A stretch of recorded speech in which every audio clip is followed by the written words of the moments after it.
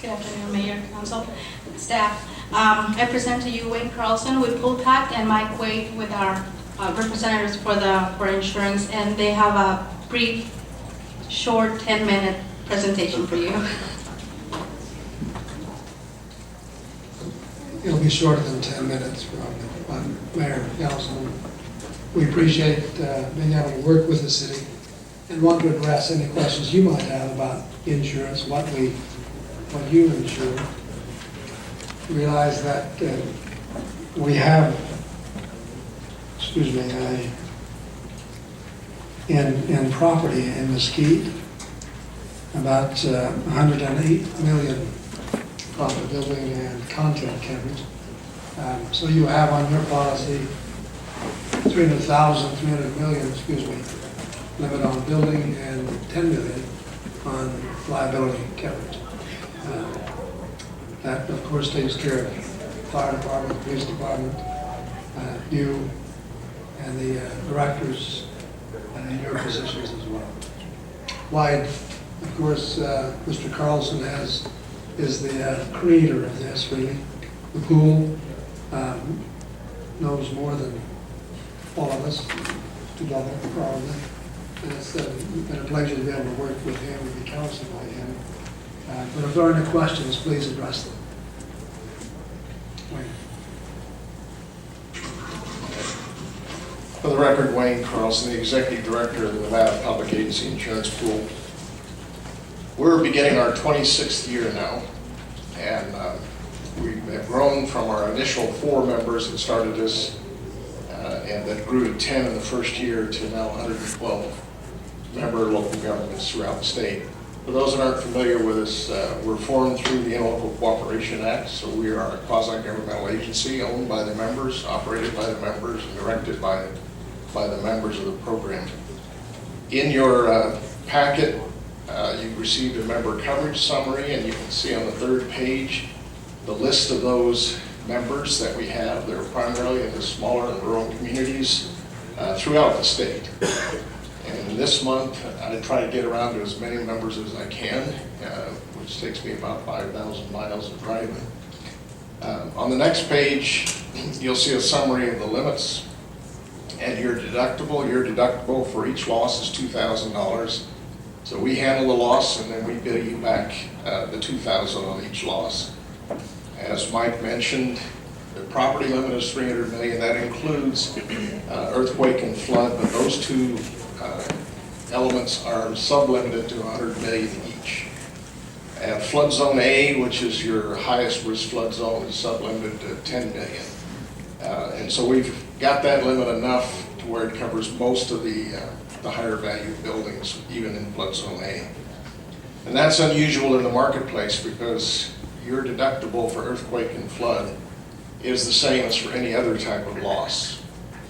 Whereas in the commercial marketplace, you'll find it's 5% or 10% per building and separately for contents.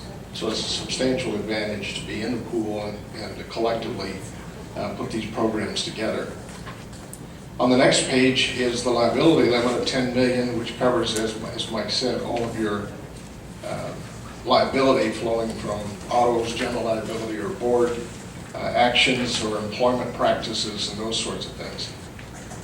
That doesn't explain, though, the other services that are built into the program that manage the risk. And one of them we encourage our members to take advantage of is our risk management grant program.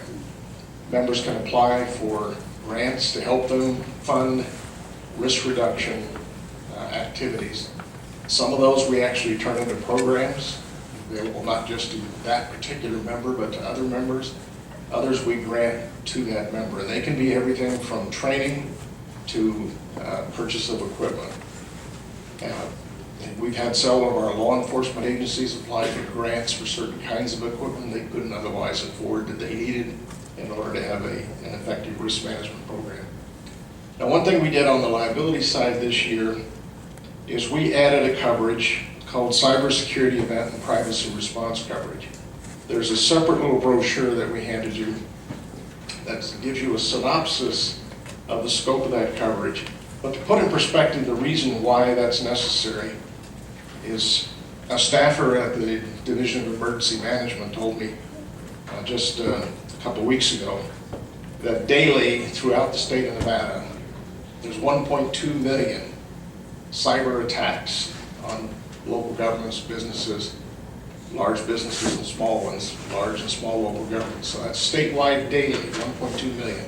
That's a lot of folks trying to get your information. Now, governments are unique in this regard. You have certain information that's public information. The cyber attacks are protecting you for the theft of or the destruction of private information where there's privacy protection laws that apply. So for example, if you have social security number or driver's license number as part of an application for a business license or part of an employment application, you might have medical information. So those are all protected, and there's certain notification requirements under the statute that if that information is stolen through some cyber event, you have to notify those persons that they could be subject to loss of credit risk or things like that. So from a liability standpoint, you have some issues of potential damages as a result of the breach of privacy. The second element of coverage is on the next page, is privacy response expense. In that area, we're developing a relationship with an organization that has cyber experts that can guide the response, guide you through the analysis of it, verify whether or not it is a true privacy breach, or did they just get public information, and try to help you understand what your obligation is under the law, and then guide you through the process of compliance with the law. That may include notification, and so we pick up the costs of notifying. It would also pick up credit monitoring costs if that's part of the obligation. We're working on some e-learning for all your employees. There's the National Association of Counties has a trusted partner alliance where they have pre-screened a couple of e-learning organizations, and we're looking to license those courses so we can make them available to your employees. And that will help with some of the social engineering aspects of cyber risk. As an example, I heard a presentation by an FBI cybersecurity expert who said one of the things employees can do very simply is improve their password security. So most of us, as he said, will use common English words and will capitalize the first letter. If you think you're guilty, it's okay. That's a dead giveaway because there's a dictionary within the computer systems, and they can search that and get your password within 3 seconds. If you add a number, that extends the time, maybe to 17 seconds, 19 seconds, something like that.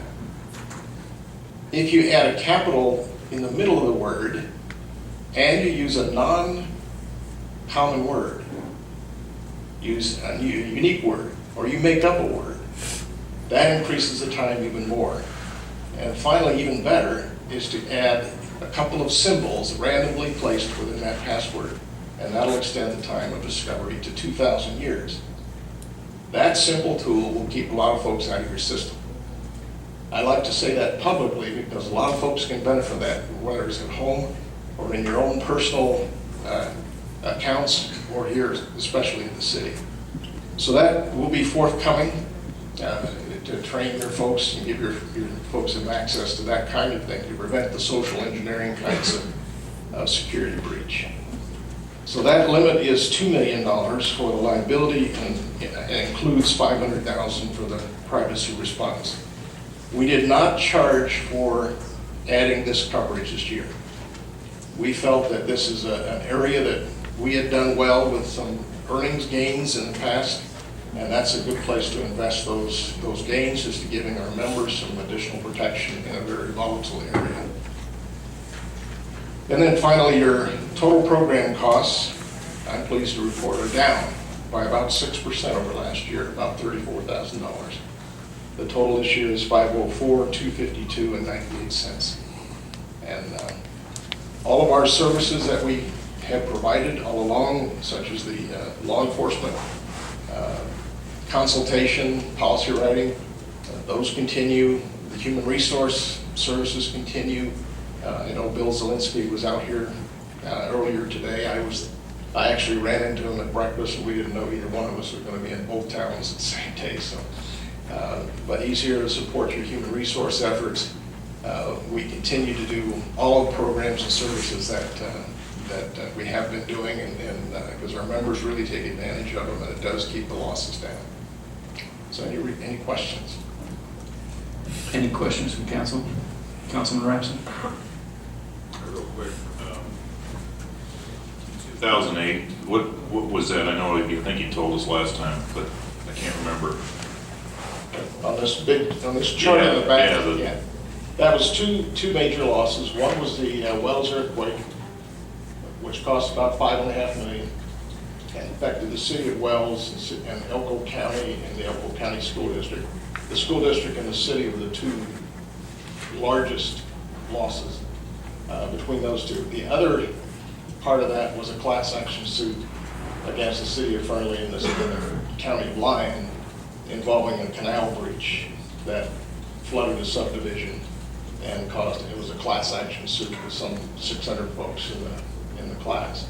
And that was only part of the loss that was only paid by a lot of other folks, the contractors and developers and others. I was going to make some north-south comment there, but I won't bring it from that. In 2008, coincidentally, Mesquite had a spike as well. Do you recall what that was? Let's see. Relatively speaking, it's a small piece of it, but Yeah, I don't remember that particular loss. You had the biggest loss, though, a long time ago involving a police chase that went across state lines. That was about $2.5 million, so it pales in comparison to these other two. But it doesn't matter where we are in the state, somebody can have a large loss. yeah, got it, thanks. Any further questions from council? All right, I do see that we have some possible action for the approval of payment for fiscal year 2013 and 2014. Go ahead and seek a motion. Councilman Ramsey. Move to approve the renewal of the insurance policy from the Nevada Public Agency Pool. We have a motion and a second. Call for the vote. Motion carries. Thank you, gentlemen. Thank you.